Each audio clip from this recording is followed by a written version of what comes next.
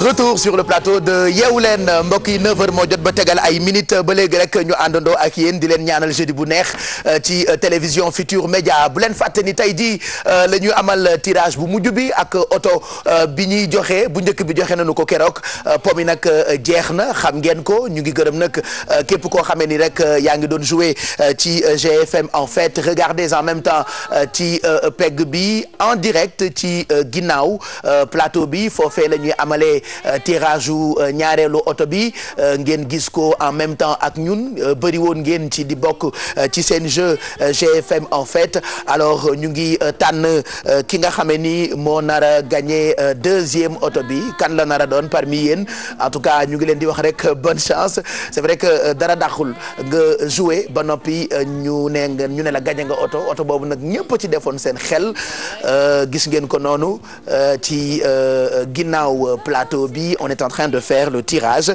ñu ngi ci gërëm nag bu baax waa LONASE ak ñi ñu àndaloon ci pom yi boobu nag ba tey buñ ci jógee nag xam naa ak service valeur ajoutée bu GFM dinañu ñëwaat ci yeneen i foo yoo xamee ni dafay jëriñ tey bégal téléspectateurs yu télévision Futur Média lecteurs yu l'Observateur auditeurs yu rajo Futur Média ak it internautes yu gfm.sn ak dakarnedortpas.sn et puis fàttali leen ni léegi nii mën nañoo jël téléphone bi laata ñu jàll ci Alfie Aminata qui se prépare Bijou qui se prépare aussi Boubou Ndour ak opinion dans quelques minutes ci dernière partie Yeewu Leen bi et puis Myriam ak ki nga xamee ni moo woy ratatati rek di Hakim ñoom ñaar itam ñu ngi fii dinañu àndandoo ak ñoom fii ba 10h xanaa profito ci rek di jaale suñu xarit Mbaykan Lo mu Papa Badalo way juram boobule di Alaaji Papa Lo moo génn àddina ca France alors xam naa ni ñoom ñëpp ñu ngi ci donc ñu ngi koy jaal bu baax Mbaykan Lo di ko jaal itam njabootu Adja Awa Gueye nag ak njabootam ku ci mel ni Mbayang ak ñoom Nday Soxna ñoom ñëpp daal ñu ngi leen koy jaal sunu wayjur boobule di Papa Lo ma nga génn àddina nag ca France Mbaykan Lo ñu ngi la koy jaal Mbaykan nag di ku baax ñu ngi koy ndokkeel di jàmbaar doon baayam ba Alaaji Badalo mais doon baayam Papa Lo mi génn àddina kon Mbaykan ñu ngi lay jaal bu baax sa wayjur boobule 88 628 65 65 ñu xool ku nekk ci téléphone bi comme ça ñu jox leen ci enveloppe yi ñuy séddale ba nu xëyee ba tey ñu ngi joxe enveloppe bu 25000 allo allo allo allo allo allo 1 allo 2 allo 3 kooku amul chance ñu xool ki topp ci moom 88 628 65 65 wala 88 628 22 22 fàttali leen ni ñu ngi def tirage bi nii tirage u ñaareelu oto bi ñu digge woon ak yéen ci GFM en fait rapidement jox leen ma keneen ci téléphone bi allo allo allo. allo. waaw kooku. Tafsir. waaw. man la mère Madame Ndiaye. mère Madame Ndiaye na nga def yaay. maa ngi fay Diallo. Ndiaye mbokki. Diallo na nga def mbokki Saint-Louis. ah yaa ngi wootee Saint-Louis fan ci Saint-Louis ngay wootee yaay. ci wetu baa Sénégal bi. yaa ngi. ci baa Sénégal bi. ah côté Pikine baa Sénégal d'accord naka foofu ba jàmm ngeen fanaane. alhamdulilah ñoo ngi ci jàmm. waa kay Ndiaye xam naa du ma la téye ci téléphone bi lu yàgg. waaw kay Diallo. xanaa rek ñu jox la teraanga yaay Yeewu Leen yaay booy. may na la juróomi junni. waaw kay Diallo jërëjëf Diallo. yaay booy yaa ko moom mbaa doo ci guro rek wala dépense nga koy def. waaw dépense laa ko bëgg def nen ne. waaw kay def ko dépense après bu la neexee nga jënd ci guro. waaw kay jërëjëf Diallo. waa kay Ndiaye kontaan nañu. jërëjëf yal na yàlla yokk mbir yi. amin Ndiaye. bokkal mbooloo bi ñu bokkal ñaan. amin Ndiaye jërëjëf bul raccroché comme ça ñu jël sa numéro dégg nga. waaw. waa kay Ndiaye kontaan nañu. jërëjëf Ndiaye ñu ngi koy nuyu bu baax tey nuyu itam njabootu ajaratu Henriette Ndiaye yi nekk Saint-Louis yooyu Adja Ndeye Seynabou Diallo Ndeye Koura ak njabootam tata Oumy Ndiaye yaayu Iba Yande ñoom ñëpp ñu ngi Saint-Louis àndandoo ak ñun ñu xoolaat keneen mayaat ko 25000 pourquoi pas 88 628 22 22 wala 88 628 65 65 démarrer en même temps ci Alfie wan leen Sophia min ci àndal beurre bi ci vitamine yu bëri yi. sax wóorul waxatuma la ak ñàkk koo toggee moom la Alfie di toggee ay yëfam sa yëf yëpp Sophia nga koy toggee. tey nag da nga ñuy proposer beignet à la crème fraîche. waaw xam nga beurre Sophia rek muy salé wala sucré. ndaw beignet bu fraîche. waaw ndaw beignet moom dafa bëri façon Pape Cheikh donc ñu ciy ànd ak beurre Sophia. donc dama koy njëkk jël rek moom meew baa ngi fii am naa fi crème fraîche président. donc damay jël beurre Sophia bi rek lu toll ci ñaari kuddu yu mag. comme day dem ci sucré wala mu dem ci salé Pape Cheikh. beignet nag dafa bëri façon de. waaw am na coppati. beignet dafa bëri façon. nag coppati bee ma ci gënal. coppati donc beignet boobu ne ñum. te ma laa coppati lii rek Pape Cheikh. mel ni kanamu bijou. waaw day ndoo kanamu bijou yow boo musul gis beignet coppati nu mu mel rek xool leen kanamu bijou bi. baat dañ koy gis. dafa coppati wee de. yow xam nga beignet dugub yu yaatu yooyu.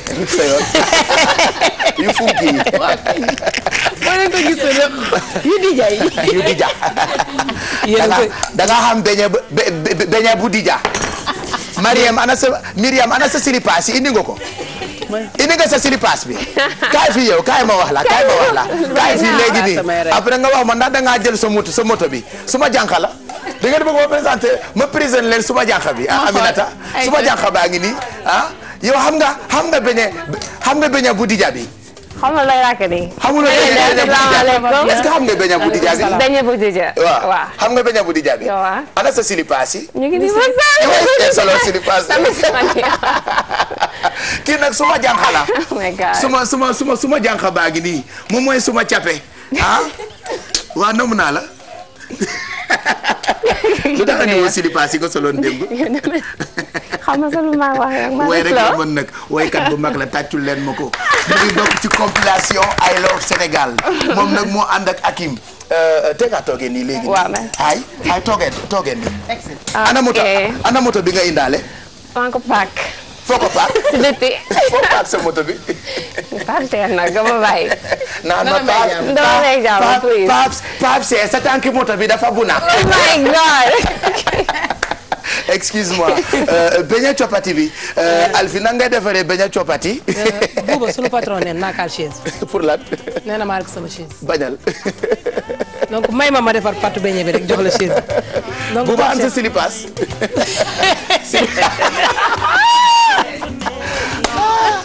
sa silipaas bi xamuloo silipaas. yow xanaa da ngaa dof. yow xamuloo silipaas. luy silipage. silipaas xamoo silipaas. silipage. non silipaas. silipaas mooy cerax. donc Pape Cheikh pour defar beignet bi. pâte beignet bi maanaam. lëfin bi. waaw dañuy jël élément yu wow yi. élément sec yi muy farine. am naa fi 300 grammes. damay jël lu toll ci genn wàll kuddu levure. def ko ci biir. donc def tuuti xorom. parce que beignet bi il faut mu am tuuti xorom pour mu mën a relever goût bi. donc élément sec yi la ñuy mélanger. après ñu jël élément liquide yi maanaam crème fraîche bi lu toll ci benn brique bu mel nii bu 20 centilitres dina baax. donc moom la ñuy def ci biir beneen saladier bi. ñu def ci yëpp. donc toj ci nen yi Pape Cheikh. lu toll ñaari nen ci biir crème fraîche bi ngay toj nen yi. waaw dañuy jël élément sec yi. maanaam yu wow yi. jël yu ndoxe yi tegee ko de côté. donc ñu def ñaari nen ci biir mélange bi def ci tuuti essence vanille. safa waaw def ci suukar bi parce que suñ ko defee ci biir farine bi mën na bañ a seey. donc ñu ñëw ci meewu Sophia bi. et en même temps avec la complicité de Mao aussi c'est ak Pape Samba Thiam nañu xoolaale fan la tirage bi toll ñoom ñu ngi toogee ci ginnaaw plateau bi di tànn numéro bi nga xam ne ni kooku mooy gagné ñaareelu oto bi nga xam ni moom la ñu tegoon ci seen jeu GFM en fait faut rappeler que po bi jeex na waaye tey la ñuy def tirage bu mujj bi pour xool ku ñu jox ñaareelu moto bi ñuy maye oto pour sunu xarit yi. ñu jël meew bi. dañuy jël lu toll ci 6 kuddu yu mag rek. meew bi da nga ko xóoyal ah. meew Sophia bi rek nga xam ne dañ koy xóoyal. suñu amul meew liquide bi. donc ñu jël beurre bi nga xamante ne moom lañ doon seyal ko beurre Sophia bi. sotti ko ci def ko ci biir. donc ñu mélanger élément liquide yi ñu am fi yëpp. donc ci diggante bi nga yëngal ma fàttaliwaat tamit ku dugg mën nañ la may enveloppe bu toll ci 25000 wala 50000 tey daal yaram yee tàng ci ñiy séddale depuis 7 heures 88 628 22 22 wala 88 628 65 65 woote leen ñu ngi leen di xaar fii ba 10 heures Alfie ngi xóoyal boo xóoyalee ba noppi da nga koy sotti ci sa farine. donc nag nga jël farine bi def ko ci digg bi rek di yëngal ci digg bi ba am texture beignet bi nga bëgg donc yëngal ba donj yëpp seey. ba mu homogène c'est ça comme li ngay wax. ba mélange bi homogène Pape Cheikh. ok. donc da ngay njëkk def tuuti pour mën a xool texture bi ngay am. te ma lay sotti bàyyi ma lay sotti. sotti dégg nga di maa mën a sotti nag. sotti ay laa xëy la laa xaadim filmé ma yow. ma dindi bout de papier bi ci nekk aywa. oy lii. yaa ngi sotti ñeex bi de Pape Cheikh. xanaa bu ngeen lekkee ba suur war ngeen maa gërëm man ak Alfie mi ñu dugg ci waañ bi. waaw ay Pape Cheikh baax na fi nag oh waay. ay laa xëy la oy li may sotte. ngoog. allo jox leen ma benn téléphone Pape Samba allo allo allo allo allo Babacar ay ca lambal kii woote ñu xool ko 88 628 22 22 wala 88 628 65 65 allo waay buuxante la ñu ngi may wax ni standard baa ngi xonk parce que ñëpp a bëgg a bokk 88 628 22 22 wala 88 628 65 65 allo allo allo allo ayca na gaaw allo ok en attendant muy dugg Babacar déggu la mi ngi nelaw Babacar nga xam ne buy déglu ay xasaayit day mel ni kuy déglu berceuse ay xasaayit yu bëri la def ci téléphone portable yenn saa yi nga foog ni mu ngi liggéey ndeke ma ngay nelaw xam nga ñun ay berceuse ñuy nelaw la waaye moom xasaayit yi daf koy berse ndeysaan ak a bëgg Serigne Touba allo allo Babacar fay sa xasaayit yi yooyu tëgg liggéey allo. waaw allo. waaw kay kooku. man la Cheikh Faye. Cheikh Faye na nga def. maa ngi sant yàlla bu baax. macha allah Cheikh mbokki fan. maa ngi Dakar fii de mais maa ngi dëkk bu ñuy wax Diak. kooku de sunu papa la nga ni ban dëkk nga nekkee papa. maa ngi Dakar fii. yaa ngi Dakar ci fan papa. cité Djili Mbaye. yaa ngi Djili Mbaye. waaw. kay papa naka Djili Mbaye. waaye ñu ngi sant yàlla bu baax. naka yaram bi. waaye sant yàlla bu baax a baax. papa mbaa dara jotu la à part li nga sol. ma ni mbaa dara jotu la à part li nga sol. alhamdulilah maa ngi sant yàlla bu baax. macha allah papa yàlla na sant yàgg. sant yàlla bu baax. papa loo bëggoon lu tax nga wooñu. waaye man woote naa barke ñàkk naa ci 6 000 francs. yii papa dama la koy rembourser pare may la. yàlla xam na ko. ndeysaan ana xale yi dem nañu école. waaw dem nañu école kay. ko nekk ci kër gi ak yaay. non man sax yaay moom mu nga dëkk ba. yaay nekku fa. mu nga dëkk ba. oh papa kon wéet nga de yaay ban dëkk la nekk. Diak. mu ngi Diak ban dëkk la fan la nekk ci réew mi. région de Thiès arrondissement Thiénaba. d'accord boori Thiénaba waa kay léegi du ma la téye lu yàgg comme barki dem ba tey yaa ngi woote papa yeewu leen may na la 5 junni. waaw. ilaay moog sama papa yam dañoo bëgg xaalis oh là là déggal lool nee na waaw sa papa ay fecc la ciy boole papa. waaw. am nga 5 junni de 25 000 lu ñu la may rek. waaw loolu moom lu baax la. wallaay papa bu ñu fàtte ci ñaani nag. waaw yéen itam bu leen ma fàtte. waa kay duñ la fàtte bu soobee yàlla léegi bul coupé téléphone bi bu ko corrigé sa Alice bu ko coupé comme ça ñu jël sa numéro téléphone yónnee la xaalis bi nu mu gënee gaaw dégg nga. waaw d'accord baax na. waa kay fay kontaan nañu ñu ngi lay gërëm bu baax ñu xoolaat keneen ku dugg rek ak koo mënti doon wala foo mënti nekk woote leen ñu jox leen ci yu baax yi Alfie mu ngi coppati ay beñeem. gis nga de Pape Cheikh léegi ñu bàyyi la nga dugal. waaw ñi ngi saaf beñe Pape Cheikh. waaw di coppati rek di def Pape Cheikh. ayca kon coppatil. waaw bu ñu paree wis ci sucre glace rek andil la nga dégusté. ok hi Myriam. nakam nag. maa ngi nii yaa ngi fay. maa ngi fay Odefas yaa ngi fay. waaw maa ngi fay otherwise. déggal lii tey fii toj. buuba lu xew. waaw buuba lu xew waa lu xew. sama gàngoor laa indi. waaw lu xew lu xew loolu la ñuy laajte Myriam ak Hakim ñu ngi fi pour ñu wax ci compil I Love Sénégal ñaari dëkk la ñu boole Sénégal ak Gambie bu compil bi génnee nag di ngeen xam ni lépp dëgg la tey nag dañoo njëkkee ak ñoom ñaar en attendant ñuy ñëw ci yenn artistes yoo xamante ni ay doomi Sénégal lañu pour quand même ku ci nekk woon ñu li nga xam ne def nga ko ci compil boobu en même temps yéen a ngi gis ci écran bi ñuy amal tirage u oto bu mujj bi ñu tegoon ci seen po GFM en fait tey ji kan la ñuy woo ne ko yaa moom oto bi xamaguñu mais fii léegi ñuy jeexal di ngeen xam ki ñu jox oto boobule. Aminata nous a rejoint pour Défi 10. Bonjour Aminata. Bonjour Pape Cheikh. Ça va Aminata. Très bien alhamdulilah. nga ni lëkk loo ko bañ loo koy nangul. daw mën daw. waaw lu xew. tey da nga ñuy présenter ki nga xamee ni moo di Sylvie. Lélé. waaw ku Sylvie Lélé. En fait Sylvie Lélé c'est une jeune Camerounaise. de 29 ans. koo xam ne mu ngi entre Paris, Sénégal ak Cameroun. Donc elle est à Nancy depuis 10 ans maintenant. Donc elle est âgée de 29 ans. Moom ça fait 3 ans muy préparer retouram. Pas tout simplement au Cameroun mais aussi au Sénégal en même temps. Donc dañuy dem xool entretien bu ñu am ak moom vite fait.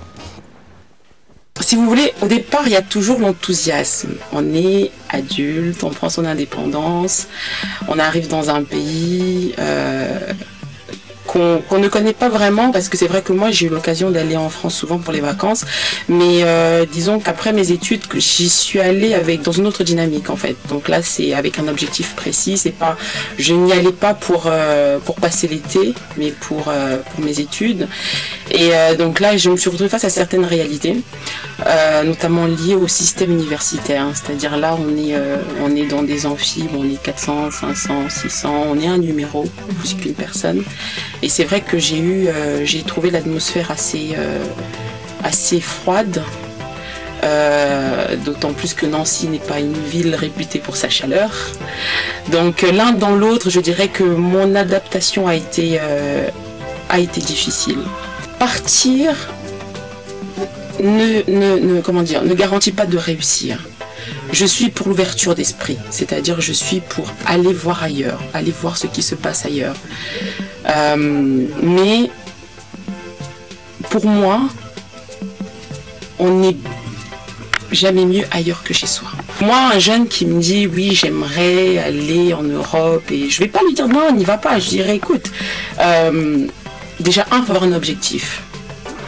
Mais une fois sur place, il faut avoir il faut avoir le courage d'accepter les réalités. C'est-à-dire quand ça ne va pas. Quand on n'arrive pas à trouver ses marques, quand on n'arrive pas à s'épanouir, notamment professionnellement, il ne faut pas avoir peur de rentrer. Voilà. Donc moi je dis partir en Europe ou même ailleurs pour voir ce qui s'y passe, oui. Mais vous savez, certains ont parlé de rêve américain, certains peuvent parler de rêve européen, moi je parle de rêve africain. Je pense que pour un jeune qui veut entreprendre, qui veut vivre tout en s'épanouissant, tout en ayant une certaine qualité de vie, on ne peut pas mieux rêver que le continent africain. Maintenant, que ce soit le Cameroun, le Sénégal, le Congo, le Gabon, enfin, visiter et puis s'ancrer là où on sent l'opportunité. Je dirais voilà, rentrer oui, mais pas se lever comme ça en kamikaze et rentrer, non, faut étudier le terrain, faut être conscient des réalités sur le terrain, faut s'approcher d'aînés qui ont fait la même démarche, qui sont déjà implantés pour discuter, pour échanger, avoir des conseils. Il est temps que l'on montre une Afrique positive, une Afrique débordante d'opportunités. En ce moment, l'Afrique est peut-être l'un des continents qui peut permettre un maximum de rêves d'être concrétisés. Voilà. Donc moi j'encourage tous les jeunes qui se sentent un petit peu à l'étroit en Occident à faire le pas. De très haut niveau dañ doon jëw di ngeen baal ñu dañ doon jëw di kii di wax nii lañ doon jëw ñun nag nii lañ fi nekkee élément bu jàll ñu jëw ba ni saay bu ñu génnee ci télé bi di sourire da ko dosé dëkk yow ay jëwkat yu mag a ngi toog ay ndaanaanu jëwkat a ngi vraiment sa loxo bi nga jubloo côté bi waaw nii la yaa ko jiite yaay suñu chef di comme liñ naan wuyu bandey bàyyi mooy suñu chef de gang la c'est pas pour rien ñu def ko directeur de programme de la télé mu ngoog moom mooy mujjee dee nag ci télé bi elle s'appelle Sylvie Lélé c'est une Camerounaise qui vit au Sénégal depuis un bon bout de temps. Non, elle vit à Nancy, mais elle est souvent au Sénégal, souvent au Cameroun pour ses affaires. Elle a investi au Cameroun ou au Sénégal? Elle a investi au Cameroun et au Sénégal en même temps. Businesswoman là. Donc voilà, ça fait 3 ans muy préparer retour am. Elle n'a pas d'origine sénégalaise, elle est totalement camerounaise. D'accord. Kii est-ce que wutul jëkkëru sénégalais kii ma gis nii sénégalais yi dañoo fort de. Donc elle en fait pas cher. jëkkëru sénégalais gelele ni ñu ko bëggee. da ngaa buga. Heureusement qu'elle comprend pas wolof. dama koo buga dañu koo buga. ak ñu koo buga. Donc en fait elle Pape Cheikh nee na moom chance bu ma am mooy elle avait l'habitude de partir souvent en France pour des vacances. D'accord. Tu vois donc moom te même ak chance boobu noonu bi mu demee adaptation am dafa métti. Tu vois nee na par rapport ak amphi yi ñu doon jàngee ñoom ils se voyaient plutôt comme ay numéros mais pas comme ay nit. C'est-à-dire qu'il y avait 300 400 personnes. Donc à la fin nit ñi bu ñu la doon peut-être ce numéro table lañ numéro 10. Voilà, donc ils se voyaient plutôt comme des numéros mais pas comme ay nit. Mu lancé appel aussi parents et au Cameroun au Sénégal. Souvent da ngay gis xale boo xam ne dafa nekk dans de très bonnes conditions, tu vois. Mu pare jàng mais il dépend toujours de ses parents. C'est-à-dire que du bëgg jël ay initiative boppam. def ay affaire boppam. Et souvent da ngay gis parents yoo xam ne tamit au lieu ñu forger xale bi wala au lieu ñu tere xale bi def yenn yi tu vois dañu lay jox li nga bëgg donc à la fin tu es un peu moo tax galère c'est toujours bien de galérer voilà moo tax nga am expérience exactement c'est toujours loo bëgg a wax en fait xam na moom papaam sama xarit la quoi. C'est exactement ce qu'il fait. Non du tout je suis pas d'accord. loolu ngay reetaan. Non je suis pas d'accord. sama papa dañ ko doon laaj dara mu ne ñu non. exactement que am na ko. ça t'énerve ngay rey sa bopp et bu ñu màggee ba génn voyage parfois da nga doon toog am yenn yoo xam ne doo ko am mais da nga koy muñ. exactement donc après da lay wax que lii laa la doon jàngal pour boo toogee ba amoo dara. nga am sago pour toog muñ. te même bu fekkee da nga am parents yu mel noonu comme mon papa c'est un papa poule mais à un moment donné c'est moi-même qui ai pris la décision de me forger. Je dis c'est un papa poule. C'est comme Bouba et ses enfants, tu vois. Non, c'est pas poule. Papa tu es poule. Donc voilà, tu sais bien. Pape Cheikh. C'est un papa bëri na histoire dama ko traité de poule. Non, c'est un papa poule maanaam il est toujours au petit soin ci ay ci doomam et tout, tu vois, donc ça se comprend. Donc mais des fois xale yi ñoo war a jël seen responsabilité dagg cordon ombilical bi jéem a def dara. Loolu la ñuy wax rek. Voilà. Maa ma noppi. Donc exemple la Maaw daf may toj. Maam nee na. Xale poto la. noo ko raaxee rek noonu lay woyee. non dama lay fóon ci li nga wax tàkkul leen ko maa lay fóon bu rëy. Papa Poule, c'est pour toi. C'est ta fille en direct ci télé bi.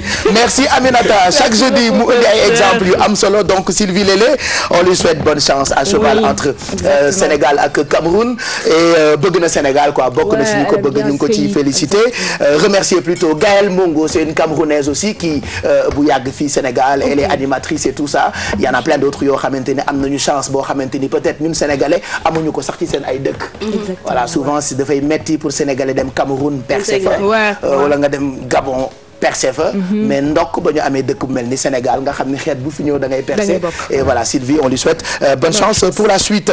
On va enchaîner tout de suite ak Bijou pour parler de la mode de yi nga xam ne actuellement ñooy yëngal un peu tapis rouge yeeg yenn ci ay événements et souvent on traite d'extravagants ñi nga xamante ni ñoom la ñoo leen di créer seen ay mode la preuve boo solul woon veste bi sama xol jeex parce que li nga sol yëpp li ci biir yëpp a ngi feeñ yow damay ragal balaa yeewu leen bee jeex ngelaw dugg la.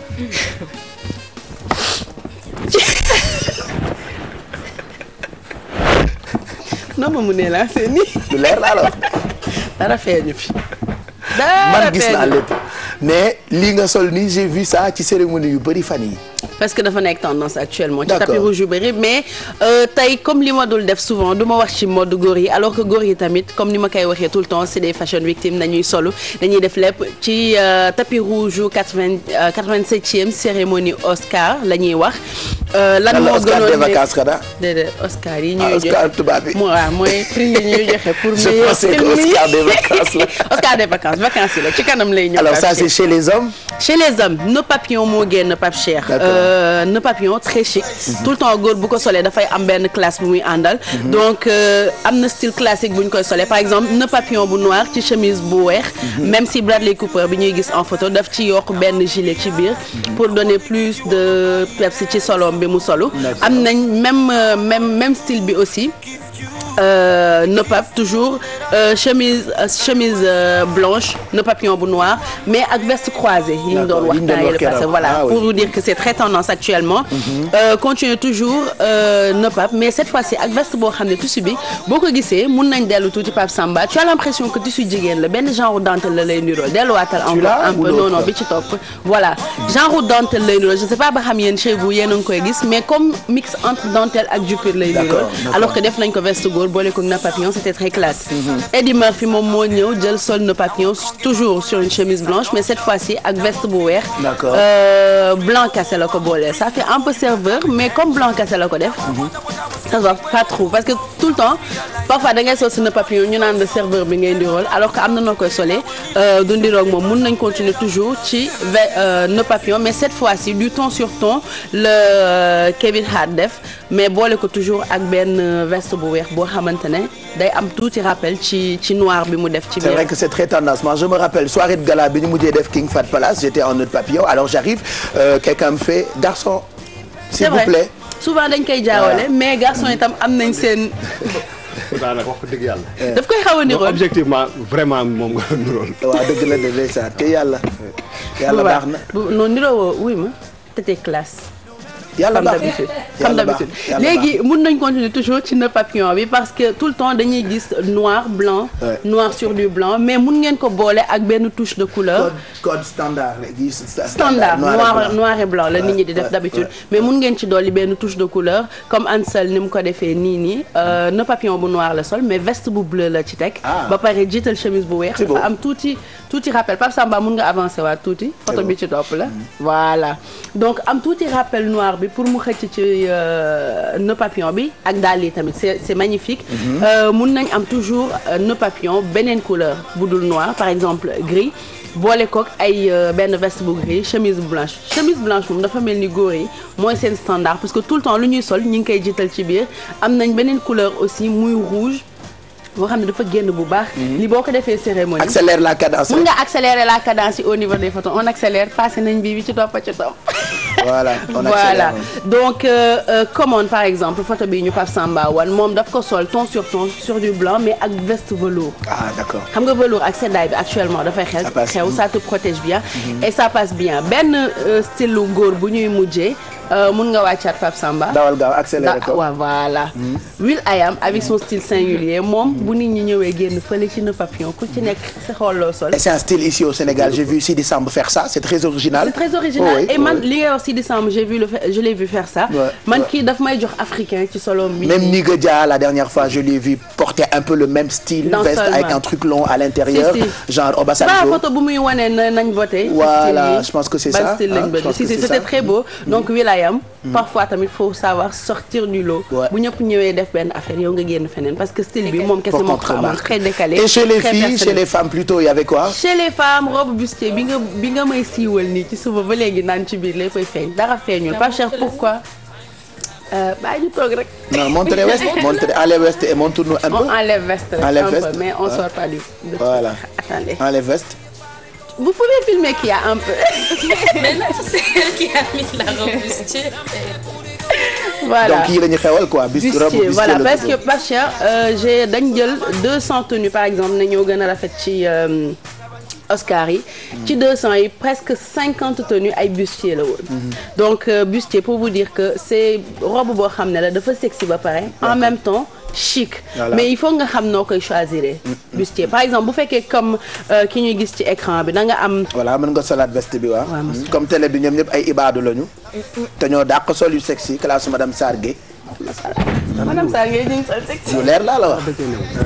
ay doon yu la ñuy sol waaye ku génn ci télé bi ñu ne la li nga sol nag. bàyyi ma sa jaat ko donc Pape Cheikh bu fekkee da nga am forme H comme ki ñuy gis ci écran bi nga xamante ne c'est presque sa yëpp a tolloo. da ngay jël robe boo xamante ne day dessiner vraiment sa silhouette. mais nga joxe tuuti volume au niveau de la taille soit par ñaw bi comme nii wala par tissu bi. comme ça mu gën la mettre en valeur am nañ beneen photo Pape Samba bu fekkee mun nga accélérer voilà comme par exemple Khloé Kardashian moom dafa am biir elle est pulpeuse et tout ça donc moom lu mu def mooy. Alfi bàyyil Kia donc style Kia dafa dessiner taayam bu baax ak benn ceinture génnee décolleté bi non yéen ñaar doo leen dem génnee décolleté bi ba pare mettre en valeur ay rondeur am parce que tissu bi mu jël dafa épais donc du génnee cellulite du génnee dara. waa lu xew.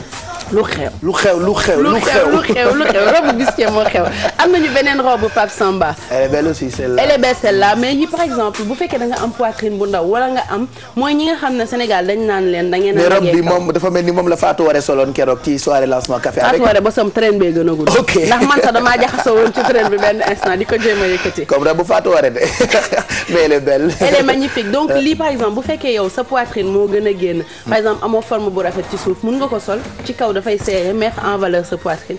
ci suuf mu évasé kenn du la xamal dara. d'accord am nañu beneen robe aussi Pape Samba ah.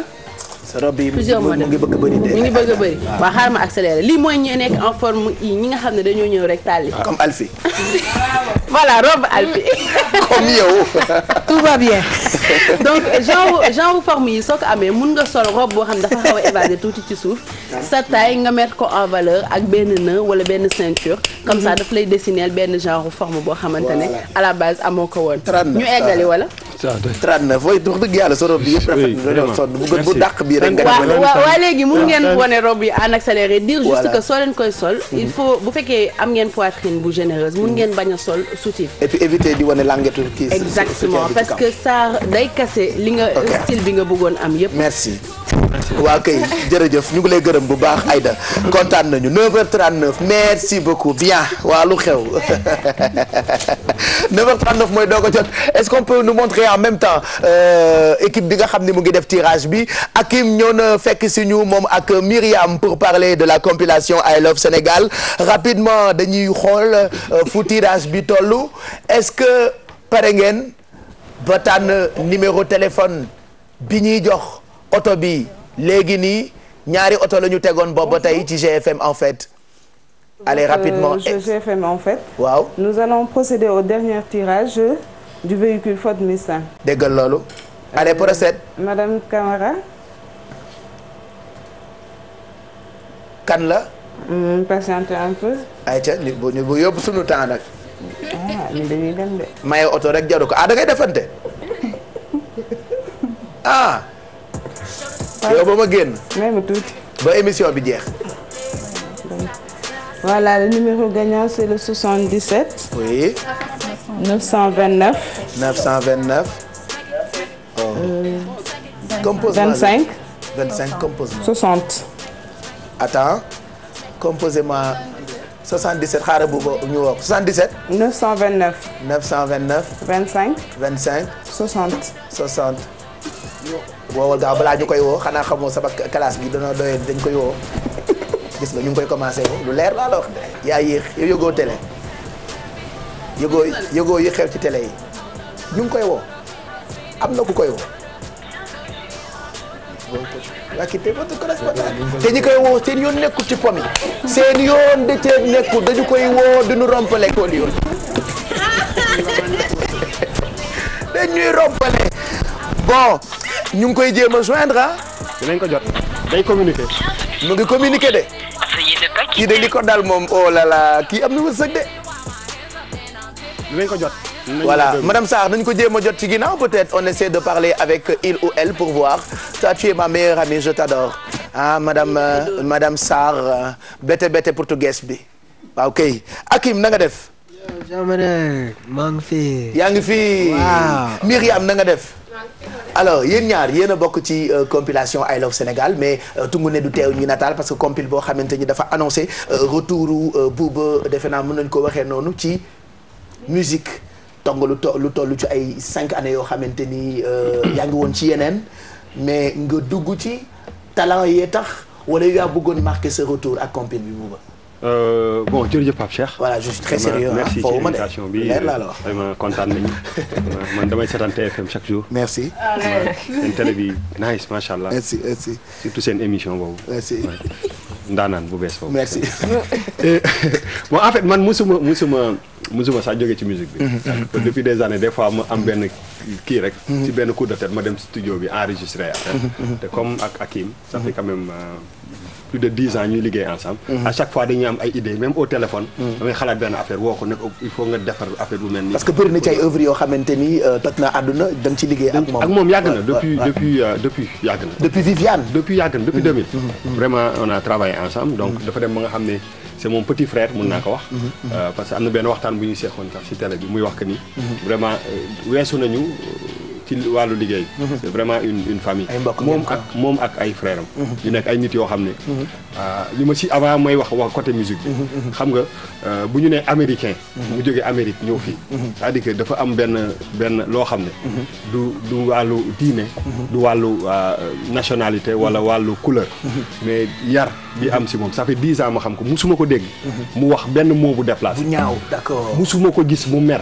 c'est-à-dire que boo ko romb man óor na ma bu doon dox ci mbedd yar la nga romb ko ci biti dóor ko mu mën a fayu sax dina la baal ma ak mu dem ak mi mbaat dafa mel ni man damay xëy di dox ci di wër li ma neex ma ciy dox ba guddi ma tëddi waaw mais non ñii defe naa ci li ñu leen yar di boo see seen Hakim Taj Bilal xam nga ñooñu ay turu jullit yu mag la moom ñaari doomam yu góor yi kenn ki mi ngi tudd Rahman kenn ki tudd Rahim dëggan bi xam nga loolu dafa rëy donc man de kon dinaa wut doom tuddee ko Maliki yow mi di voilà donc ñoom li ñuy dund waaw ak seen xol nu mu mel moom mooy génn ci musique bi vraiment mu nekk nit bu am talent mais aussi bu def doom mi nañu tudd Rahman ak Rahim xanaa Maliki lay am après ku jigéen gi ma tuddee ko yow mi di iyaaka nag indi ko voilà donc voilà loolu seede bu ma doon def la. vraiment mu nekk nit boo xam ne sama. parce qu'il va parler il va parler bon kii bi. wolof bi du metti non day metti moom. mais donc dañuy jéem a traduire. non man du ma traduire parce que dañ fa am beneen gan. boo xam ne Myriam moom keroog wax na mais tey moom Myriam il faut ñu wax liggéey ensemble. donc moom dina mën a traduire pour mu mën a bokk ci waxtaan bi. mais vraiment c'est plaisir la ma am ñaari artistes yoo xam ne. kii moitié gambien la moitié américain. vraiment américain la mais dafa dëkk Gambie. Myriam nekk gambienne. man li plaisir la ma nekk sénégalais. ñu toog fii yeewu leen di présenter musique boo xam ne. ay gambien nga xam ne. ñoom ñoo ko def quoi sa histoire ak musique yàgg na parce que avant ngay bokk ci compilation bi. waaw njëkkoon nga def ay woy. ñu xam la Gambie bu baax. mais tey bu ñu demee ba nga bokk ci compilation bi ñëpp di ko xaar lan la lay def lan ngay feel yow. lan may feel waaw I'm very grateful. xam nga suma wolof tam réew. waaye da nga koy wax ci wolof rek pour ñëpp dégg ko waaw maa ngi leen nuyu ñëpp waa Gambie waa Sénégal suma fans nag bari nañ fii tamit. not just Gambia. but most of them are here in Sénégal. waaw so maa ngi nuyu ñëpp. kontaan naa tamit naka nga duggee ci musique bi da nga juddu fekk ay nit yu wala no man I just love music since 19. bi ma amee I've been doing arts in school. so école I guess you could say. mais yeah it's just a passion. passion la mës a nekk ci yow quoi da ngaa mës a bëgg musique. après nga dem nga jàng ko ci school wala. no drama and a little music mais man ci théâtre laa mësoon a. moom Los Angeles la. Los Angeles foofu la dëkk nii ok dafa ñëw fii rek pour def promotion bi et puis def clip bu fóon ma. benn morceau bu bees. dañ ci déglu benn extrait. bu nekk mais loolu la ñu bëgg ñu mosal ñu ay affaire yu nekk ci compil mais Hakim il faut mu wax parce que moom moo xew temps yi. you can wax I'm gonna try to translate. okay Miriam is gonna do it. You gotta say something. dégg loolu. man wax anglais. ak tuuti wala. amul français. ok. so da nga am question boo koy laaj. Hakim moom. waaw li nga ko laajoon keroog rek laa ko bëgg a laajaat. waaw ni mu xewee nii fii Sénégal. ma koy laaj lu xew Hakim lu xew. da ngeen dem ci ay sëriñu Gambie wax ak ñoom dugal ko ci compilation bi parce que compil bi dafa xew te génnagul. Did you see a marabout? Did they pray for you? Yeah. What it is ay kàngam lañ fa am nag. It's love, you know. So because I love Africa, Africa loved me back. You know, and that's how it happened. nee na affaire mbëggeel la rek moom dafa bëgg Afrique. dafa sopp Afrique ba nga xam ne mbëggeel boobu mu bëgg Afrique. moom la ko Afrique di delloo dama lay jox benn anecdote. ñoom dañ fi ñëwoon ci ay 99. concert lañ demoon Gambie. ak frère am. joué fa concert. pare concert bi. ne deetul ñibbi. waaw. xam nga donc foofu la mu toog fa ñeneen ñi ñëw nañu dem ñëw mais moom mu jënd këram foofu toog fa. di dimbale musiciens yi.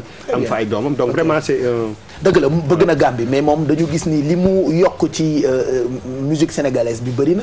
waaw dafa bëri moom laa doon wax parce que effectivement lépp lu ma def ci affaire musique. si depuis 10 ans yëpp. mënuma ko revendiquer man kenn. parce que moom dafa nekk nit boo xam ne suñu xalaat yi dañu bokk. te techniquement ak côté voix ak côté mélodie. voilà amul morom. mais booba moom bu waree woy en wolof nu muy demee. waaw loolu laa bëgg a. Tanaka tuddeele foo ko fekk. ci ay caara. man kenn xamul kii de woyawul woy sepp rek ay caarax. You know, sometimes I will make up the melody. I'll create the melody with maybe English words or no words, just like da da da da da da dee do dee dee da dee da dee da dee. Right? So Booba, he hears that, and he said, "Whoa, okay, let me write the text." And then Booba gives me the words and tells me how to say it. You know, translate that. waaw donc noonu la ñuy liggéey xam nga des fois ni ñuy liggéey parce que base morceau yi ñuy def yëpp yi ci gën a bëri ci mélodie lay commencer pas ci musique. donc dañuy am benn air boo xam ne. des fois moom il est très fort en ça. benn air bu ndaw. fent kat la day fent waaw xel mee nàcc. donc bu amee benn air bu ndaw. des fois ma dégg. et puis par rapport ak li may dégg intonation bi. ñu bind ci ratatati buñ ko doon def. dafa amoon benn mélodie bu mu wayoon mais bi may dégg. dafa mel dama doon dégg le mot ratatati. d'accord foofu la morceau bi commencé. d'accord après si la ñu commencé. daf la feeñ quoi léegi dañu bëgg mos tuuti ci compil bi. surprise lay nekk pour téléspectateurs yi mais balaa boobu dama bëgg ñu woo kii ñu tànn numéro am mu gagné oto bi. defe naa jot dañ ko numéro am féex na. parce que bi ñu ko joxee ba tey ñu ngi ciy woote allo. allo. oui. allo. allo oui. waaw kooku la. Babacar Diallo. Babacar Diallo. Babacar Diallo. oh dama foogoon ni Diallo la pour man sama mbokk la Babacar naka. Babacar John. waaw. Babacar. waaw. Babacar yëg nga ni yaa gagné oto bi. non moom laa yëg léegi ay nit ñu bëri ñoo ma oo félicitations. mais Babacar yaa gagné oto bi. loolu. allo oui waaw. man yaa gagné oto bi de. waaw moom lañ ma wax léegi nii. waaw ñoom ñi la woo lu ci seen yoon ñun ñi la gagné de jox oto bi ñu lay woo depuis sànq jotuñu la ñoom ñu lay woo Babacar Dione yow foo dëkk. pratiquement lu ma 30 appel jot naa ko kañ. yow 40 di nga ko jot tey fii mooy TFM Sénégal yëpp a koy seetaan ni ñu bëggee ay wax. dëgg la. mais Babacar fu mu la fekkoon biñ lay woo. Kaolack. yaa ngi Kaolack nii. maa ngi Kaolack nii waaw. lan ngay def nii exactement bi ñu lay woo ne la gagné nga oto bi. franchement effet de surprise parce que d'ailleurs maa ngi nii au boulot nii si ba liggéey nii si benn pharmacie mais sama téléphone mooy ñu ne ma yaa gagné par la si oto laa jàpp télé. sa jabar min na sa numéro de. ah. sa jabar min na sa numéro parce que man bi ñu joxee numéro bi il a fallu que ma jël sama portable xool ndax aw ma xarit bu am numéro boobu ndeke yow Babacar yaa ko gagné félicitations depuis kañ nga commencé di jouer ci GFM en fait. pratiquement depuis ba mu commencé ba léegi ah. depuis. boobu ba jeudi commencé dañ ko ba léegi à tout moment dama doon jouer rek. ok da nga doon yónnee ay message rek wala da nga doon woote rek. non dama doon yónnee message rek. da nga doon yónnee ay message rek après ñu tànn sa numéro téléphone. félicitations. kontaan nañu oto bi kon Kaolack la jëm. Babacar ndeysaan télé bi lay déglool ak sa téléphone ñu gën a mën a wax oto bi kon Kaolack la jëm ñu ngi lay féliciter on te laisse le soin ak waa service bi nga xam ne ñooy toppatoo pomi comme ça ñu waxtaan ak yow nga mën a xam kañ ngay ñëw jël si sa oto félicitations Babacar. allez Myriam ak Hakim dañ leen di déglu pour ñu mosal ñu tuuti ci compil I Love Sénégal. waaw avant ñu dem ci compil I Love Sénégal. xam nga Hakim dafa am histoire. ci musique. Youssou Ndour à Viviane. à Akon à Fou Malade bëri na. bi pour lan la anglais bee ko dugg. ok waaw Viviane Youssou Ndour Awadi à travers li may wax ni ok d'accord moo jiitu. ok kon bee moo ci topp. waaw donc en fait ñu defoon benn. voilà léegi on a Myriam aussi am na benn morceau boo xam ne nit yi dañ ko bëgg. morceau bi defuñu ci gars yi defuñu ci communication bu rëy. mais dafa am ñu bëri ñu may woon ne ma kan moo way bi. léegi ñu concocté woon benn mix bu ndaw. ubbi leen micro yi tegal leen son yi ngeen xam ngeen dégg lu mu way ci am na ci way boo xam ne. yow particulièrement tey ngay am surprise fu mu jógee. dafa way boobu dafa sës ci sa xol bi xam naa loolu. te kat man buubu ci ngéwél rek. non defal ndànk ci yu baax rek. waaw ci yu baax rek. bii moom daf lay neex. d'accord waaw léegi. Akon di ngeen ko ci dégg. morceau yi mu def ak Akon. ak ñeneen Myriam aussi di ngeen dégg premier single am après ñu doogoo ñëw ci single bi war a génn. c'est parti. toog volume. te ngeen yokkal ñu fii nag ñu dégg bu baax waaw.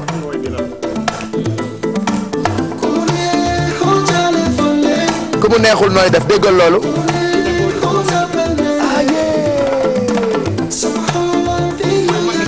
bu njëkk bi. ndeysaan. ndeysaan. waay.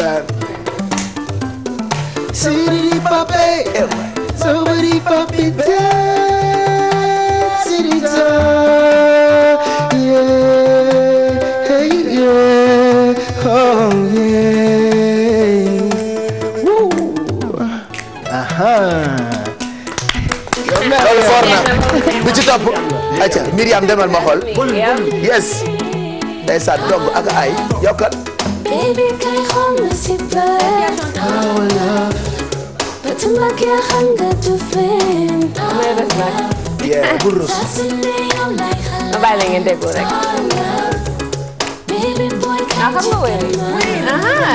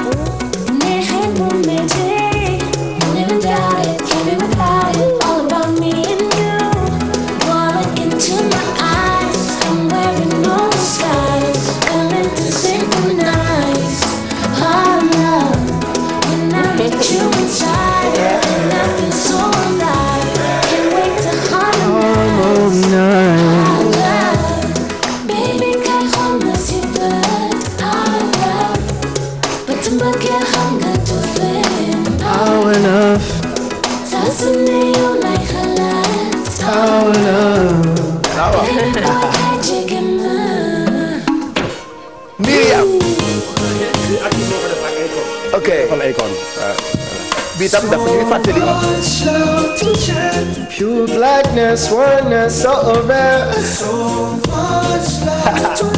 So let them know they're missing out, Mama Africa. Sweet blackness, oneness, be there. And let them know they're missing out. Is the only place when I need to get away. Yes. I'm gonna be with you. I'm gonna be with you. I wanna be with you. And I don't care what they say. I'm gonna be with you. I'm gonna be with you. I'm gonna be with you. If I get right up, Yeah. You know what I'm saying? That's a little taste.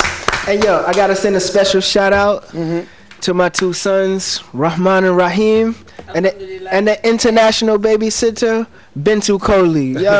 Yes. doomi léegi ak jànk bi leen di téye. ok ñoom ñu ngi fan Gambie ñu ngi Gambie di ko xaar. ñu ngi Gambie di ko xaar quoi. xam naa ñu ngi seetaan compil bi kañ lay génn boobu. waaw compil bi en fait xam nga projet la. te projet da nga koy jox ak xam. ak niveau am. te ci biir compil bi dafa bëri ay artistes yu bees yoo xam ne dañ leen war a révéler. ok donc soo ko génnee nii rek teg nii. mooy loolu pour man waaw man xam nga sama ay. mën nañ passer inaperçu. waaw donc damay jël temps wu. installer morceau yi. mois prochain am na single bu mag artiste bu mag bu nar a feeñ bu tudd Jibi Sey na ko gars yi bàyyi xel. après Myriam mi ngi ñëw Diha mi ngi ñëw Philippe mi ngi ñëw.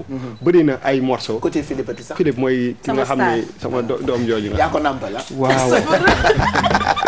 donc voilà donc projet la te projet da nga koy jox ak xam. comme musique bi léegi kenn jaayetu ko. dañ fexe nit yi di ko enjoy. vraiment di ko jëfandikoo bu baax quoi. waaw am na aussi lu ma si bëggoon yokk. mooy que moom morceau bi ñuy déglu nii bu Myriam bi. boobu dafa génn ba pare. mais am na morceau boo xam ne moo ko fi indi pour mu def clip bi mi ngi tudd Phone Ma. Phone Ma right now. ok waaw. yeah mais Phone Ma est-ce que mën nañu ko déglu non mën nañ ci déglu tuuti rek. est-ce que mën nañu déglu soo ko yoree te nga may ñu volume tuuti. nga ñu déglu ko quoi.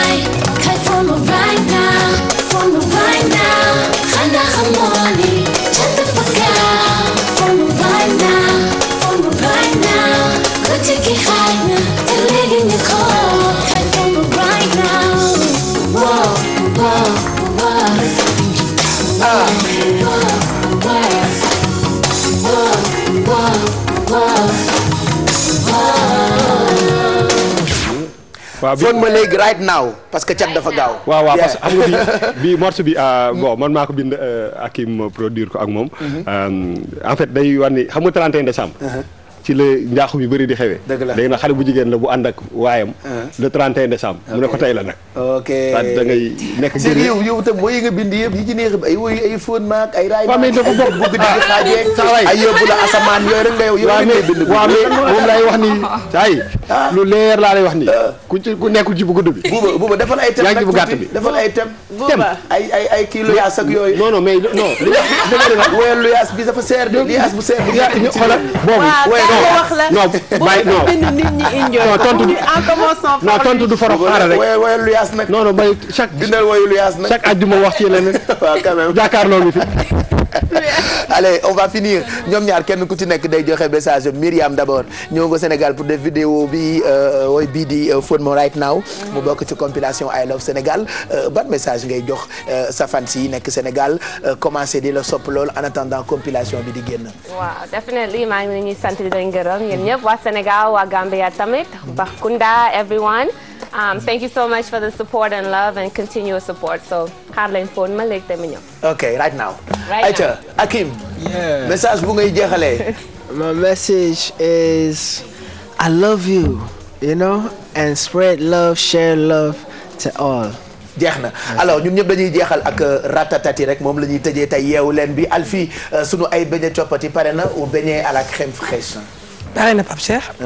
xanaa ma andil sunu invité rek ñu déglu ñu ñam voilà ñu tegaale ñu ratatati rek ñu ratatati ko gërëm ñëpp sant ñëpp merci à tous di leen jox rendez-vous léegi nii 11h ci RFM Mame Faty Dieng pare na pour journalu 10h bi donc le temps mu yegg si ñu fecc suñu ratatati rek loolu mooy titre lancement wu album bi di compilation I Love Sénégal merci Bouba suba ci guddi ci jàkkaarloo Kia merci ba lundi prochain merci Ndeye Rokhaya ba lundi prochain toi aussi sinon samedi après-midi backstage merci à tous Faty pare nga ayca tegal ñu ratatati rek man ma fecc ko ak Faty kaa ñu fecc ko ñun ñaar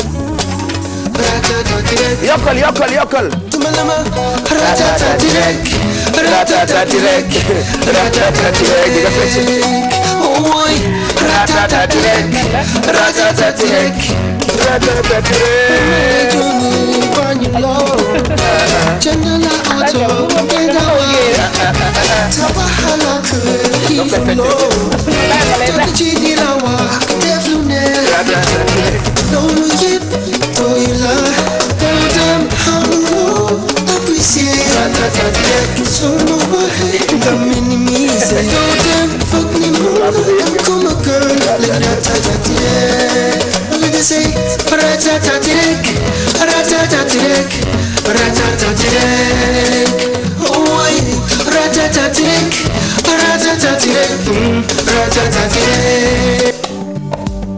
Merci.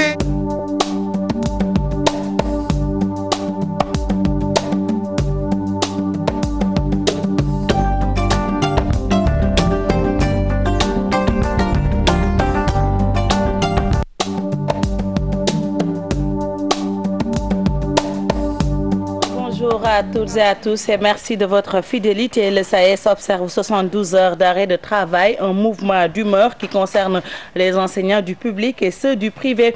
Le syndicat autonome recommande de dérouler les plans d'action sectoriels dans tous les campus. Pendant ce temps, le sit-in du CUSEMS initialement prévu devant le ministère de la fonction publique est reporté jusqu'à nouvel ordre. Les enseignants n'ont pas obtenu l'autorisation. Justement, le CUSEMS poursuit son plan d'action. Hier, les enseignants ont décrété une grève totale, un mot d'ordre suivi dans les établissements tels que le lycée Blaise Diagne et le lycée de Ouakam. Aminata Mbarisso et Adama Gueye ont fait le constat. Regardez. C'est le vide total dans cette salle des professeurs du lycée Blaise Diagne de Dakar. Quelques notes indiquent les différents plans d'action des syndicats en grève. Ici, comme au lycée de Ouakam, les enseignants ont déserté les classes. Ça a vraiment impacté sur le déroulement des cours parce que présentement, sur pratiquement ce matin à 8 heures, sur les 20 professeurs qui devaient être là, il n'y a que 6 professeurs qui ont fait cours. De 10 heures à midi, sur les 18 professeurs, il y a 17 qui n'ont pas fait cours, il n'y a qu'un seul professeur qui a fait cours.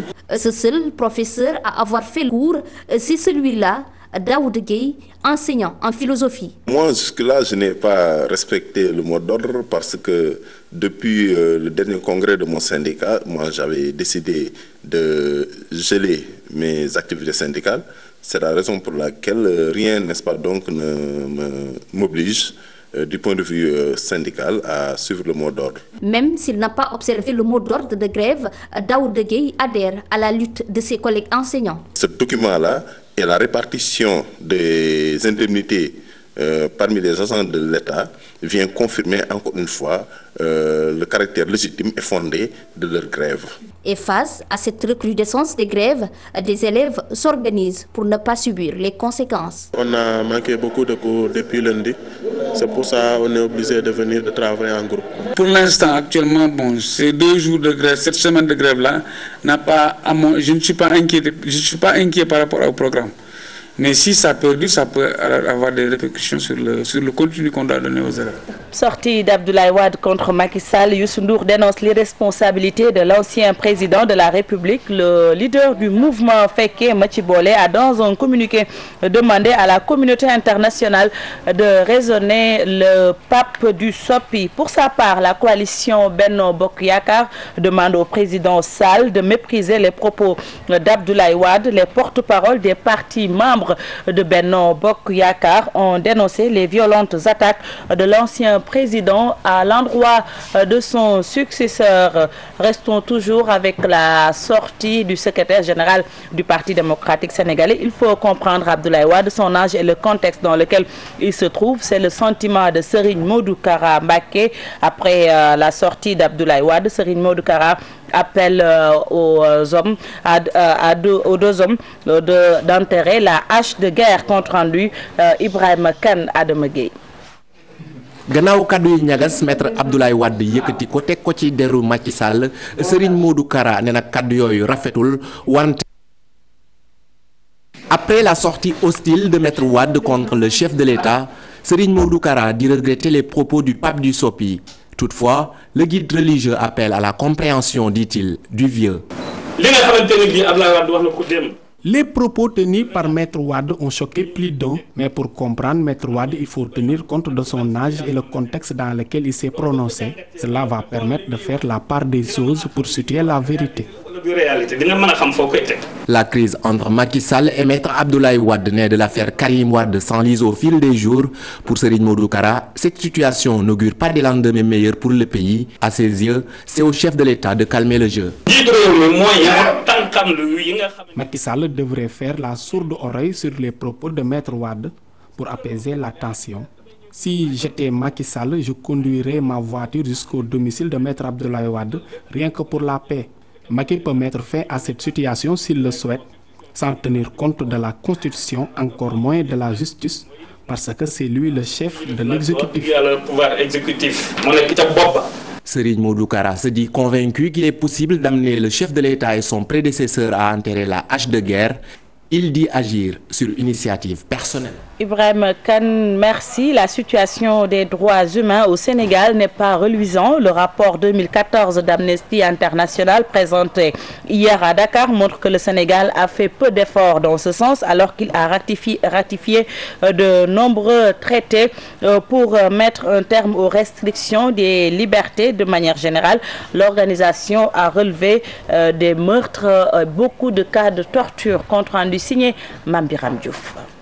Et sombre, la violation des droits humains va crescendo. Le Sénégal n'est pas épargné et loin d'être un bon élève, il doit encore fournir de nombreux efforts pour faire partie des pays modèles. Nous avons documenté au moins 3 civils qui sont morts du fait des membres des forces de sécurité. Le cas de Antoine Robert Sambou à Pointe-Saint-Georges en Casamance, le cas de Bambo d'Amfaha à Diabougou dans les zones minières et le cas également d'Ibrahima Samb à Mbaké. Et nous avons aussi déploré un fait nouveau que nous avons commencé à documenter. C'est la violence contre les élèves, policiers, les élèves, gendarmes et les militaires en formation dans les écoles. Autre point soulevé, les atteintes à la liberté de réunion et de manifestation.